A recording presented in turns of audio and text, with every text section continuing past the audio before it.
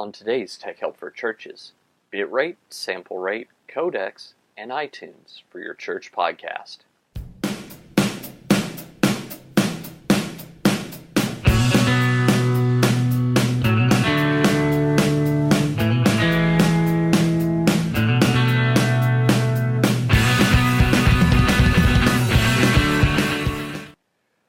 Well, hi everyone, that was the wrong theme, and I'll try and figure out what's going on there in just a moment. But first, I welcome you to Tech Help for Churches. My name is Paul Allen Clifford, and I am your host, and I'd love for you to join the conversation.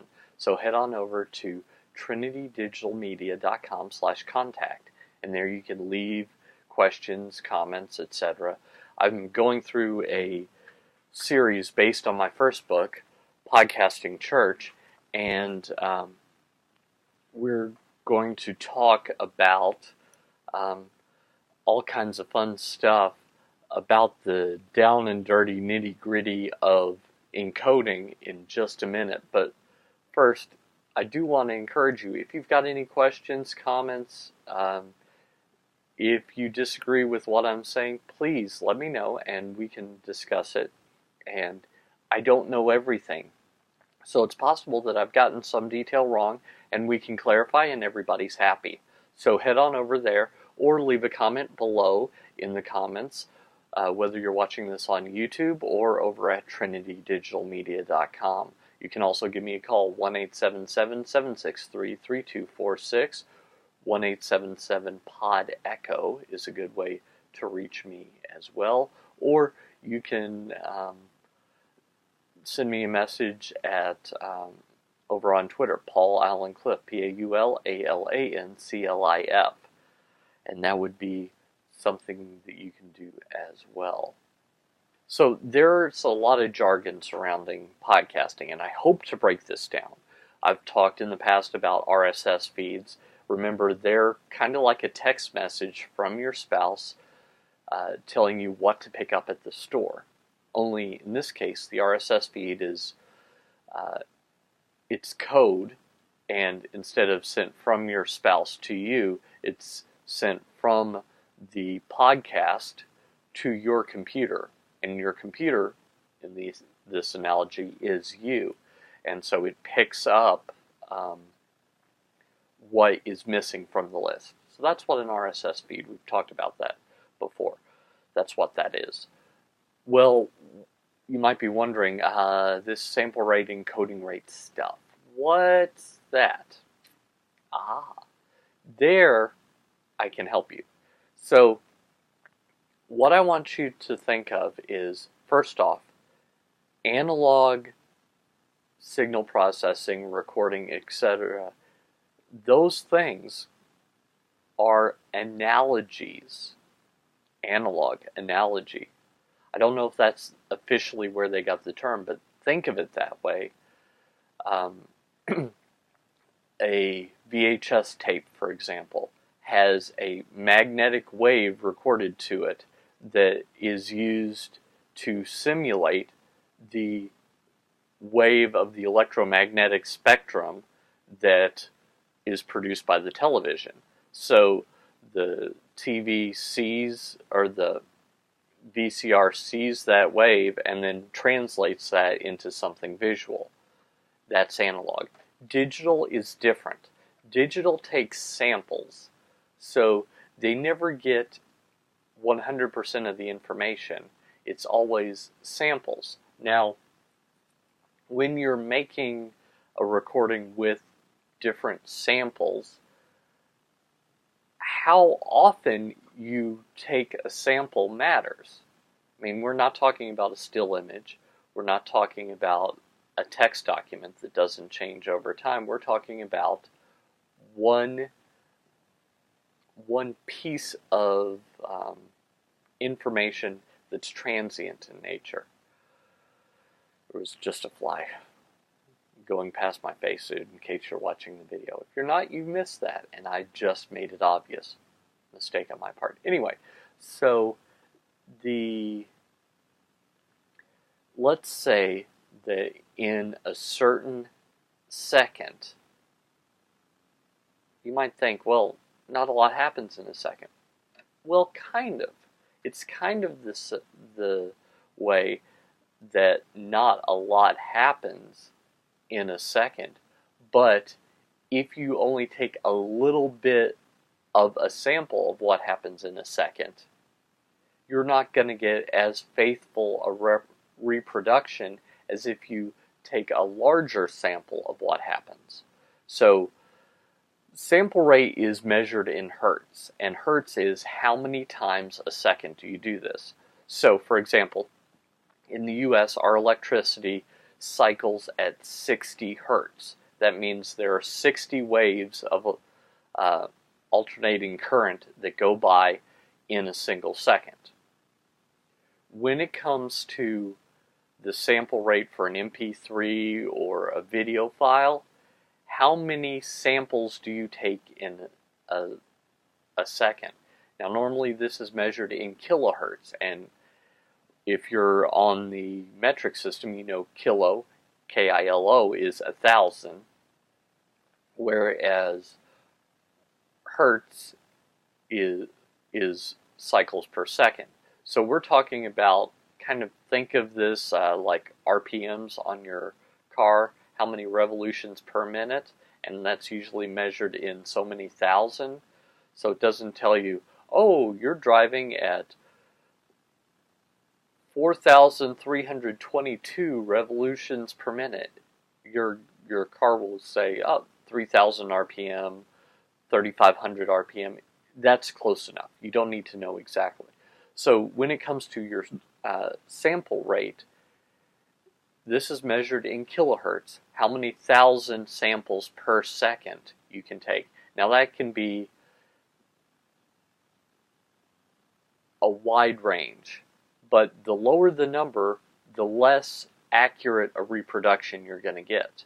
So think of it as if you are sampling at 8,000 Hertz or 8 kilohertz, you're not going to get as accurate a reproduction as if you're sampling at 48 kilohertz. Now, you might be thinking, well, so what's a CD? A CD is 44,100. I don't know why that number. I don't know why it's 44,100. But 44,100 samples a second of the music is considered a near perfect copy.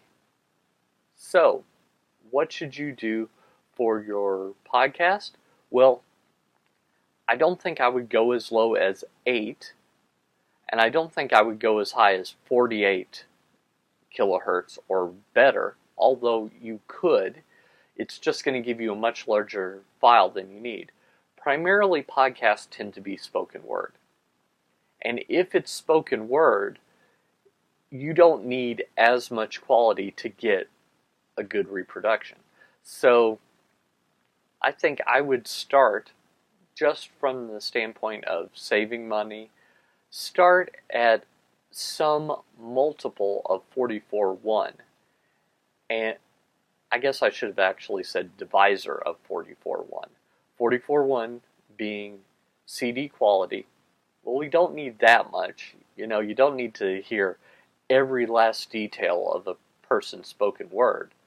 So I think what I normally do is I do half that, 22,050 samples per second. Now the reason I do that particular multiple or divisor is that a lot of podcast clients that are on web pages are set up for something that can be divided or multiplied to receive 44.1 as the final product. So if you start with 48 kilohertz, some of these podcast players will give you squirrely results. So you don't want to start with 48 kilohertz, even though if you're recording a digital video signal or something like that, sometimes that works fine when you're recording. But when you're outputting, I'd steer clear of that. So what I use is 22,050, 22,050 samples per second, or 22.05 kilohertz. And that's a good starting point. Now I also output that in mono. And when you're outputting a signal in mono, you don't need as much information as when you're doing true stereo. Now I'm not talking dual mono, where it's the same on both sides. A stereo recording is actually two separate things. One recorded for the right channel and one recorded for the left channel, and they should be slightly different. So for spoken word, you don't need to hear the guitar on one side of the stage and the drums on the other side of the stage like you would in a stereo reproduction. In fact, it can be very annoying if you're having two people talking and one of them is in one ear and one is in the other. Because think of how people are listening. Maybe they're at work and they've only got one earbud in so that they could hear if someone comes up, but they just generally want to be distracted while they're working on something else. Or what if their car stereo, that one speaker doesn't so much work, so I've panned it over to the other side. So mono is actually a better way of delivering that information. So that is what the sample rate is, how often you take the sample. Bit rate is how large the sample is. So again, let's think of it this way. If you take a sample of something and you're taking enough samples, that's half of the equation. But how large is the sample? If it's everything, you're going to get a perfect reproduction. If it's half, it's not going to be as good, but maybe people aren't going to notice all that much. But if the sample size that you take is itty-bitty minuscule, let's say you take a bunch of samples, but you only take like 1 pixel of a video image, for example, or 1 piece of the sound wave, for example, you're not going to get much of anything. So the larger the sample size, that matters too. So it's not only how often you take a sample, but how large the sample is. Dave Jackson at schoolofpodcasting.com imagines it like the amount of paint on a paintbrush. If you use an adequate amount of paint, you're going to get a better painting, better coverage than if you use not enough. So you want to take a large enough sample in your bit rate, but not too large. So you can absolutely go too big on that as well, and I'm blanking on what the numbers are. So, okay, so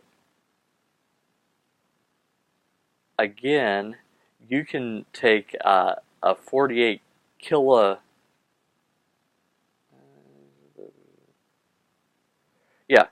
you could do a 48 kilobit per second sample rate, but that's not going to give you as good quality as if you do 96.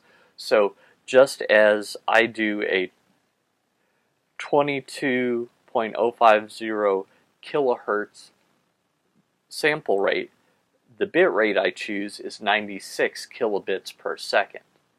So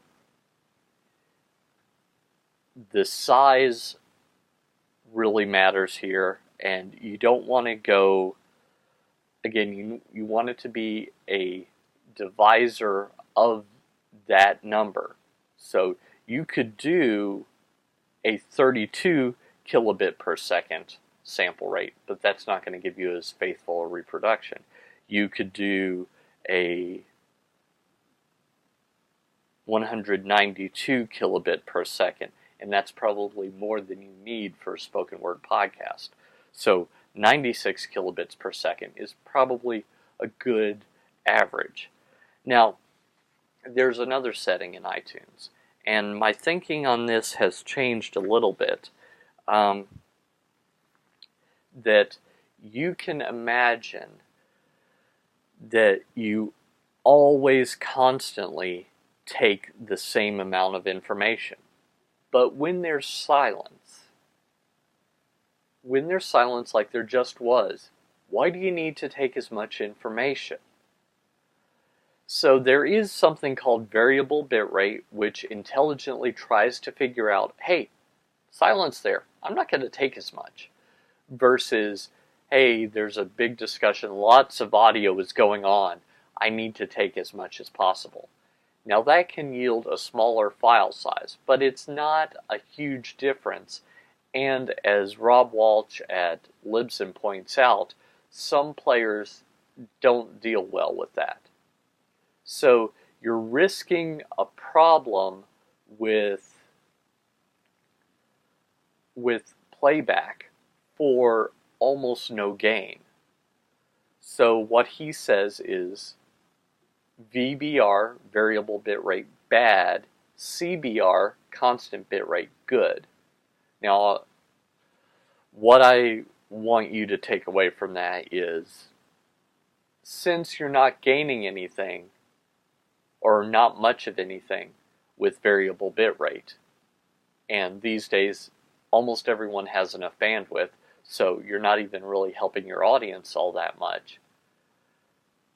But you are risking that when they play it back, it's not going to play back right. You should figure out, is it worth it? Is it worth it to have some of my audience play this and say, wow, he sounds like Mickey Mouse, what's that about? And other people to listen and go, wow, it sounds all slow and yucky, what's that about? No, you don't want to do that. So these things are, I guess, part of the equation. Should you go with variable bitrate? I'd say today, no real advantage to it. I do think that it is more standard to be able to play those back than Rob wants to say, but he's got more numbers than I do, so perhaps he has more information. So I do agree with him that it's probably not worth the risk to have audience members that can't see what you're doing. Okay, next thing is let's talk about codecs. Codecs are the set of computer instructions that say how to compress the file and how to decompress the file. Compress, C-O-M-P-R-E-S-S. Decompress, D-E-C, O-M-P-R-E-S-S. Co, short for codec, compress, dec, short for decompress, codec. So it's the set of instructions that tell the computer how to compress and decompress this. Some codecs are better for editing, and some codecs are better for delivery. When we're talking video, well, let's back up just a second. Don't use Ogvorbis, Ogtheora. I know they're open source and aren't encumbered by copyrights and stuff like that. I get that. But they're just not as easy to get on the audience side. So don't use those kinds of things on the audio side. Don't use AIFF or WAVE for your final delivery. Your final delivery needs to be an MP3. There was a time when M4A files were okay, but they're really coming out of vogue since Apple quit supporting them. So I would also say don't use those as well. So what that means is that what you want to do is you want to deliver an MP3 for audio, and for video you want to deliver a QuickTime using H.264 as your codec. H.264 will give you a smaller file size that isn't as easy to edit, but what that smaller file size does is it gives you First off, almost everything can play them. Secondly, it gives you a smaller file size, so that saves you money. So it's a win-win. So that's why for a video podcast, we tend to deliver an H.264 QuickTime file. And you can also think of some of the things that I've talked about earlier with audio. Think about that in video.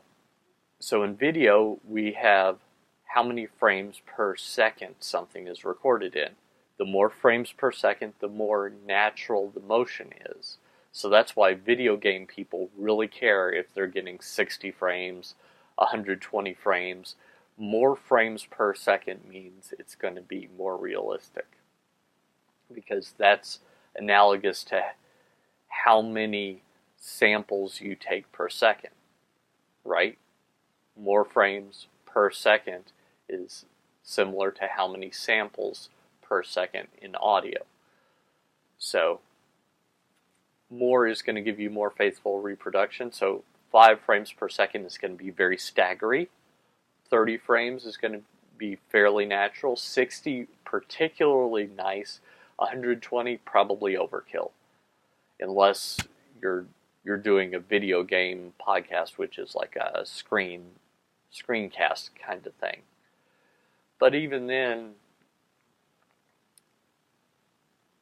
someone doesn't have to make as many decisions as quickly when they're watching as when they're playing, so it's still probably a little overkill.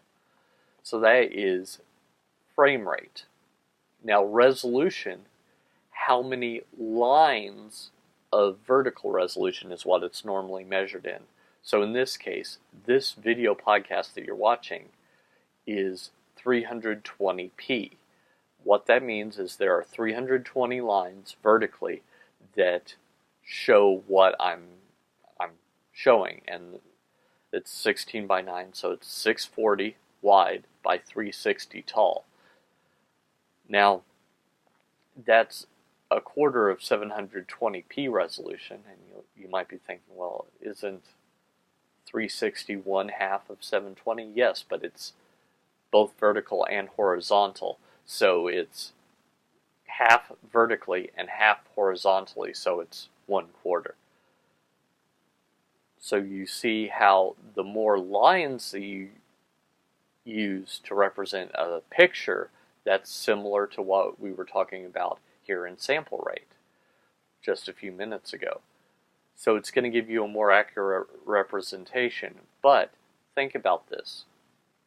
When someone is watching something on the internet and they're not watching it full screen, they're just watching it in a window, do they need 1080p? Do they need 4K? Probably not. Now, if they're watching it on their television, 1080p would be great. So it depends on how your audience is interacting with your content as to what is better.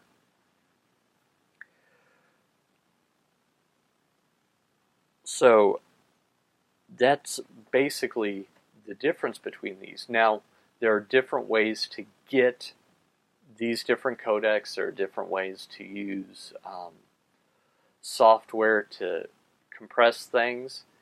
And what I use typically is I use either compressor, which is something that Apple put out. It's a professional product, and if you don't have a Mac, you can't use it because Apple wrote it specifically for their hardware.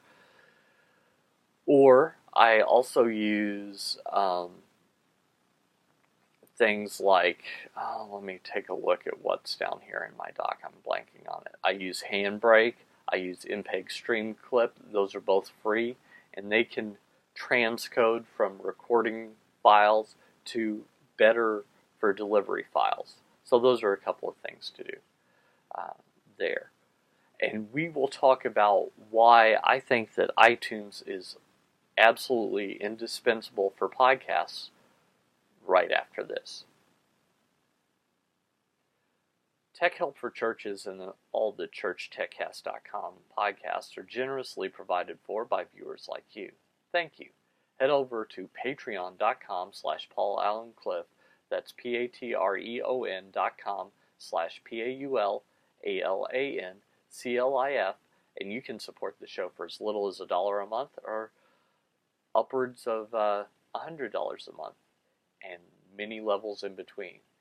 Each level has more perks, so head over and see which fits your budget today. Thank you.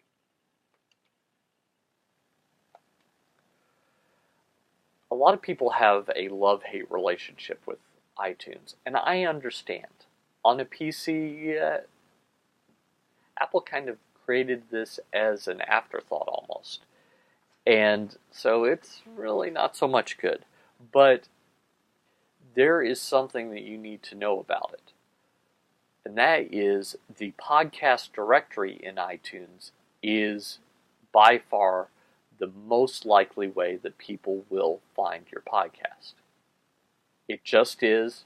I don't make this up. I just tell you about it. And that's the way that it's been since May of 2005 when Apple announced that they were going to start supporting podcasting. And it looks like they're not dropping support. In fact, it looks like they're doubling down on support. In fact, what reports say is that the new version of iOS, iOS 8, which is the operating system for iPads and iPhones, is going to come with a default it's a default podcast viewer. So that'll just be in there. You won't have to decide to download it. That's just the way it is. So if you're not in iTunes with your podcast, you're missing a trick. So I have submitted nearly all my shows to iTunes. I'm having trouble with one of my feeds that I'm going to have to iron out here soon. But I've submitted nearly all my podcasts to iTunes to prepare for this, because if you're in the iTunes directory, that's the largest way that you're going to be found. So I want to encourage you to do that. So you'll see if you go to trinitydigitalmedia.com/iTunes reviews, which if you subscribe to this show and haven't left a review, please do. If you go over there, you'll see that I've got feeds for 4 audio shows.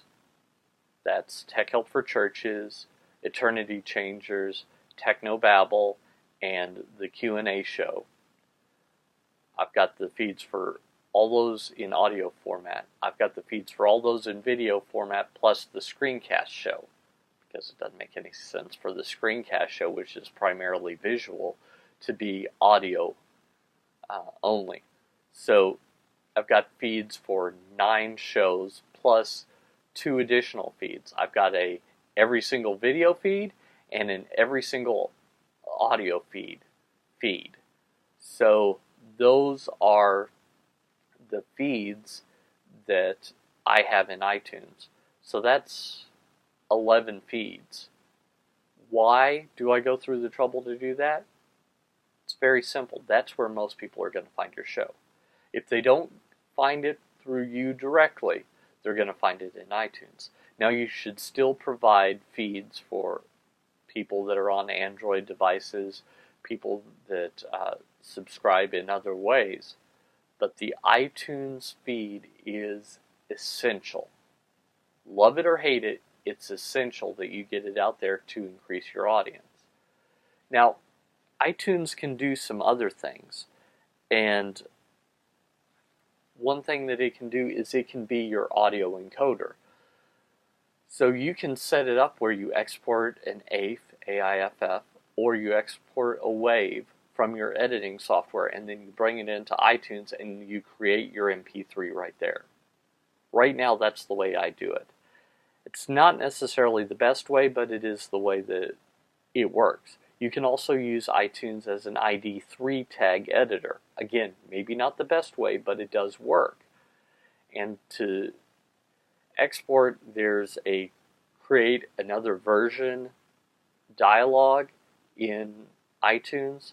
I think it's File, Create New Version, and then under that you can create an MP3 if you've got it set up correctly. There's also if you hold down Command and then I or Control I on a PC. Command I is Mac, Control I PC. That will give you all the information about that particular file, and if you go through and you change it, then that will update the ID3 tags. What are ID3 tags? They're the information that lives inside the file itself about the title, the artist, the publication date, show notes, all those things.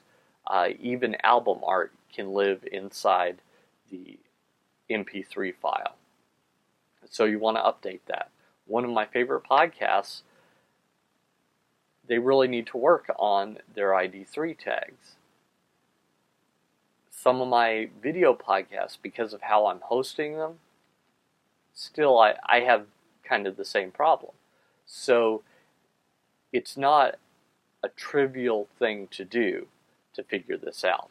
And so I would like to suggest to you that you figure out what's going on with your ID3 tags and set them up either with an ID3 tag editor, or you can use iTunes. And while that may not be the best way, it's a better way than doing nothing at all. So I suggest that, again, that's what you do. And so it's not the case that you can get by without using iTunes if you have a podcast, but you should at least get your feed submitted to iTunes so that it's in the directory of, it's in the most popular podcast directory once you do that. And some smaller podcast directories just parrot what they see in iTunes, so you're actually submitting to more than one directory when you do that. Do you have to use it as an editor? No. Do you have to use it to encode? No. Do you have to use it to edit your ID3 tags? No. But those are all things that iTunes can do. And they're things that are helpful to you as a podcaster if you don't have other software to do that. So, if you've enjoyed this show, please share it with your friends. If you haven't subscribed, you can subscribe for free and get new updates every time this show is released, either in YouTube or go to trinitydigitalmedia.com/subscribe, and you can do that as well. I hope that that's helped you, and I hope that it helps you use this technology, new media, podcasting, to go out and change eternity. Until next time, I'm Paul Allen Clifford with trinitydigitalmedia.com.